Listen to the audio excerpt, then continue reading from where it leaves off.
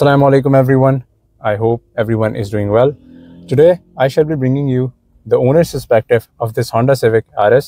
आज all thanks to Ali भाई, इन्होंने आज हमें अपनी Honda Civic RS रिव्यू करने दी है। तो अली भाई से आज हम रिव्यू लेते हैं। अस्सलाम वालेकुम अली भाई। वालेकुम सलाम। क्या हाल है अली भाई आपका? I'm good, excellent. How are you? I'm good Ali भाई। First of all thank you very much, आपने मुझे अपनी गाड़ी से ट्रस्ट किया और रिव्यू बनाने दिया आज। So welcome bro. अभी तो ब्रांड न्यू गाड़ी है, आपने 3000 चलाई है, ज़्यादा नहीं चली अभी तक। आपको मतलब how would you explain this car? मेरे ख्याल It's good. It's very comfortable. The road grip is very good. सही। Although as compared to the other Civics, I prefer to go for this one. The reason is that कि अगर आप road के ऊपर इसे चलाते हैं, ठीक है, आपकी फील इतनी मजे की है, आप इतनी ये गाड़ी बैठी हुई है कि आपको ऐसा लगता है कि बस I mean, I cannot even explain in words. मतलब सिविक के बाद आप सिविक को ही रिप्लेस कर दें। Exactly ऐसा ही है। लोग बड़ा कहते हैं कि जी इसकी प्राइस इतनी ज़्यादा है, आप उसके अगेंस्ट होंडाई पे चले जाते हैं या 4x4 कुछ ले लेते हैं, लेकिन जो बंदा शुरू से सेडान चलाने का आदी है, Exactly. ठीक है, उसे उसी में मज़ा आता है, कार में ही मज़ा आता है। 4x4 उसमें मज़ा नहीं आता। अब आप इससे कम प्राइस के ऊपर आपकी दूसरी गाड़ीज वगैरह आ गई हैं, जिस तरह एलेंट्रा होंडाई की है, ग्रांडे है, काफी डिफरेंट वैरायटी आ गई मार्केट में, लेकिन होंडा इज होंडा। होंडा की ये वाला मजा नहीं है दूसरियों में। चले अब आपने ये भी मुझे बता दिया कि आपने खरीदी क्यों गाड़ी। मैंने खरीदी क्यों गाड़ी? यार मैंने अपग्रेड करनी थी, काफी अरसे से सोच रहा था, ठीक है। दूसरी गाड़ियां वगैरह भी मैंने सारी चेक की हैं, लेकिन मुझे उस तरह का वो मजा नहीं आया उनमें चला के, ठीक है। When I go for this one, obviously आप इतनी एक्सपेंसिव गाड़ी खरीद रहे हैं तो आपको हर चीज exactly it's like more than crore. आपको कितनी की पड़ी है वैसे? यार मेरी जो इनवॉइसिंग है वो है 99 की, ठीक है। ये गाड़ी 24 की 23 की? ये 23 दिसंबर में मैंने ली। अब जैसे कि आपने देखा हार्डली 3000 भी नहीं चली है, ठीक है। 99 लाख की, ऑलमोस्ट 99 की मुझे पड़ेगी ये गाड़ी। देन अगेन रजिस्ट्रेशन वगैरह करा के आपको ये 1,03,000 1,03,500 लाख की पड़ जाती है। नंबर के चार्जेस हैं तो अप्रोक्सीमेटली टैक्स डाल के 2,70,000 है, ठीक है। 3 लाख पड़ जाता है। देन अगेन 3 लाख मोर और लेस पड़ जाते हैं आपको। फिर उसके अलावा अगर आपने स्पेशल नंबर लगवाना है उससे डिफरेंट चार्जेस वगैरह होते हैं, वो डिपेंड करता है आपको क्या है। लेकिन ये इतनी प्राइस के ऊपर है। जब मैं खरीदने गया था, मैंने इसे बेसिकली मैंने बुक करवाया था। अच्छा, बुक कराया था? बुक करवाया था। जब मैंने बुक, उस वक्त इसकी प्राइस थी ऑलमोस्ट 1,03,00,000 इसकी इनवॉइस थी, ठीक है। फिर पिछले से थोड़ी प्राइसेस कम हुई तो उसमें मुझे बच गए तो 3.5-4 लाख रुपए। और ये आपने कितना वेट किया था इस गाड़ी के लिए? मैंने इसे अगस्त में बुक करवाया था। सही। और दिसंबर में आ गई, मतलब नवंबर के लास्ट वीक में उन्होंने मुझे कॉल करके कह दिया कि आके आप गाड़ी ले जाएं अपनी। तो दिसंबर में मैंने फिर जाके ये गाड़ी ली। ठीक है। अच्छा अली भाई, आपसे मेरी बात हो रही थी, आप कह रहे थे करोड़ों के लिए वर्थ इट नहीं है, तो वो जरा बताएं ना। वो इसलिए वर्थ इट नहीं है क्योंकि यार मेरे पास दूसरी गाड़ी है, उसमें कम प्राइस है, आपके पास टेक्नोलॉजी बड़ी अच्छी है, हीटेड सीटें हैं, इसमें हीटेड सीटें नहीं। सबसे बड़ा ड्रॉप है, आप सर्दियों में हम गाड़ी चला रहे हैं, सर्दियों में मेरे ख्याल में आपको एग्जैक्टली ये चीज देनी चाहिए थी। दूसरी सबसे बड़ा इसकी मुझे लगी है, जिसका मुझे बड़ा दुख भी है, और होंडा को चाहिए कि ये चीज इंप्रूव करनी चाहिए। आप इसका पैनल चेक करें, इतना अजीब सा। मैंने भी वीडियो में बताया था, बहुत ही ज्यादा कोई इसमें वो नहीं है, कनेक्टिविटी है नहीं है, ना एंड्रॉइड ऑटो है, ना एप्पल कारप्ले है। एग्जैक्टली तो ऐसा लगता है कि पता नहीं। और सबसे बड़ा मसला ये है कि इसे आप चेंज भी नहीं करा सकते। अगर आपने चेंज कराना है तो ओवर वारंटी के अलावा भी आपके इसके पैनल्स वगैरह काफी चीजें खुलती हैं, और उसके बाद फिर आप अपनी पसंद के लगाते हैं, which is not worth it again.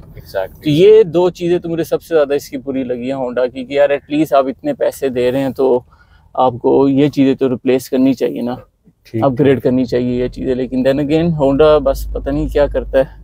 अब हम इंडिविजुअल में जाते हैं कि आपको इस गाड़ी का इंजन रिस्पांस कैसा लगता है?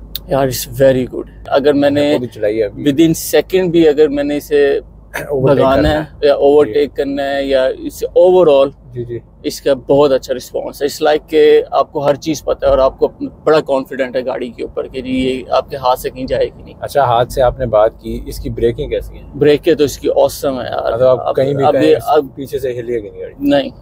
और ग्रिप, रोड ग्रिप और ब्रेक वाइज ये बहुत ज्यादा मजे की, आपको मसला नहीं होगा। सस्पेंशन भी आप कह रहे हैं अच्छी है, सस्पेंशन भी करोला की तरह नहीं है? नहीं, वो बिल्कुल नहीं। मुझे एक बड़ा इशू होता है अपनी गाड़ी के साथ, मेरी गाड़ी 1-2 बार रोड हम्प्स पे लगी, उसके बाद मैं डर के मारे रोड हम्प से सीधी गुजारता ही नहीं। इस गाड़ी का क्या सीन है?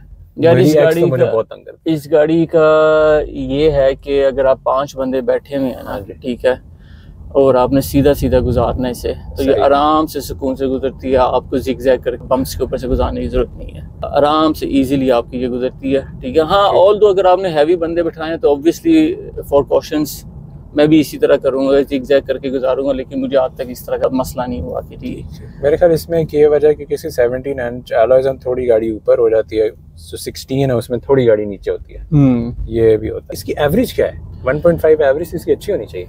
एवरेज इसकी अच्छी होनी चाहिए, लेकिन मुझे खुद नहीं पता कि मेरी गाड़ी की जो एवरेज है ना, जितना मैं सोच रहा था उतनी ऑनेस्टली स्पीकिंग नहीं दे रही, ठीक है। आई डोंट नो, मे बी नया इंजन है, खुलते हुए टाइम लगेगा तब जाके वो मुझे इतनी माइलेज देगी। एज ऑफ नाउ, ठीक है, गाड़ी मुझे एवरेज देती है 11, 11.5, 12 की सिटी के अंदर, ठीक है, जो भी ठीक है। लेकिन मेरा ख्याल में देखो 1.5 है, और अगर आप भगा रहे नहीं है इसे उस तरह, ठीक है। हाँ, अगर मैं इसे भगा रहा हूँ तो फिर तो मुझे पता है कि ऑब्वियसली माइलेज मुझे कम देगी, लेकिन अगर आप नॉर्मल क्रूज कर रहे हो और आगे पीछे कर रहे हो, इसे एटलीस्ट 15 से ऊपर देनी चाहिए। हाँ, ये भी है, इस्लामाबाद जैसे शहर में तो देनी चाहिए। हाँ, लेकिन देन अगेन मेरे ख्याल में वही है कि नया इंजन है, खुलते हुए टाइम लगेगा, शायद उसकी वजह से मोस्ट प्रोबेबली आपको अच्छी एवरेज देना शुरू कर दे। लेकिन इसमें ये चीज़ है कि मैंने जब से लिया मैं इसे हाई ऑक्टेन के ऊपर चला रहा हूँ, ठीक है। हाई ऑक्टेन मैं यही प्रेफर करता हूँ लोगों को कि हाई ऑक्टेन में ही डलवाएं इसमें, ठीक है, क्योंकि उसमें तो आपकी इंजन की लाइफ अच्छी रहेगी और आपको मजा आएगा गाड़ी चलाने और जिसने पिक कर रही थी, मुझे लगता है कि उसके बगैर इस तरह का, उसके बगैर पता नहीं, मैंने अभी तक इस पे नॉर्मल पेट्रोल डलवाया नहीं है, तो I don't know gasoline normal में क्या है। और इसके पीछे लिखा भी है स्पेसिफिकली 91 डॉन एंड अबव।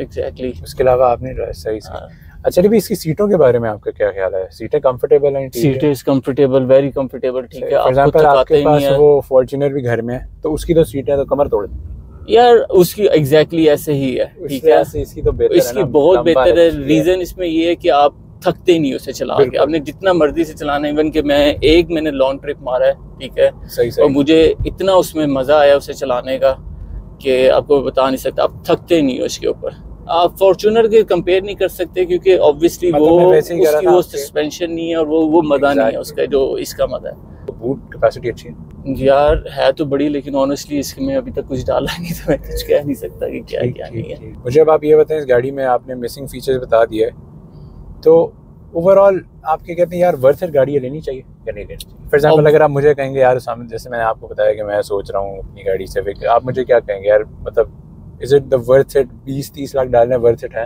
ऊपर, या वर्थ इट है करोड़ ऊपर? आजकल के ज़माने में मेरा ख्याल में डेफिनेटली इट इज़, ठीक है। अगर आपने अपग्रेड करनी है, और मेरा तो शुरू से यही रहना है कि यार अगर आपने अपग्रेड करनी है तो you go for the applied for, ठीक है। एब्सोल्युटली, सेकंड हैंड पे तो जाने की जरूरत ही नहीं है, ठीक है। बेशक आप चीज महंगी लो, जो नई चीज का मजा है ना नई गाड़ी चलाने का, वो यूज गाड़ी के कभी भी नहीं आ सकता, ठीक है। बेशक वो कम चली हो, आपको इनर सेटिस्फेक्शन। आपने बड़ी प्यारी बात की है, क्योंकि कुछ लोग होते हैं यूज लेके नई बनाने चाहते हैं, पैसे लगा देते हैं, लेकिन गाड़ी नई नहीं बनती। एग्जैक्टली ऐसे ही है इसमें यार।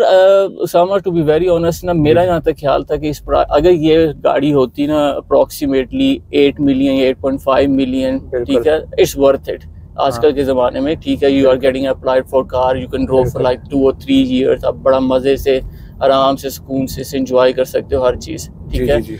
मेरे ख्याल में अगर you are planning to upgrade, go for it, ठीक है। At least for the next 2 or 3 years you will definitely gonna love it. मेरी गाड़ी को 3 साल अभी नहीं हुए, वो 10,000 चली है, बिल्कुल ब्रांड न्यू इसमें खड़ी रहती है घर में। और दूसरी बात है, ओरियल मैंने लेनी नहीं है, क्योंकि ओरियल का मुझे कोई तुक समझ नहीं आती। नहीं, अगर आपने इतने पैसे खर्चने तो मेरा ख्याल में आप 4 पैसे एक्स्ट्रा लगा के टॉप ऑफ द लाइन तो लेना, आपको मजा तो आए ना एटलीस्ट उसे चलाने का। एग्जैक्टली। चलिए अली भाई, थैंक यू वेरी मच, आपने हमें बड़ा कॉम्प्रिहेंसिव रिव्यू दे दिया। Once again thank you for your time today. तो चलिए viewers, this was the owner's perspective of this Honda Civic RS। I hope you like the review. Once again thank you to Ali भाई। Kindly like करें, subscribe करें, share करें। अस्सलाम वालेकुम व रहमतुल्लाहि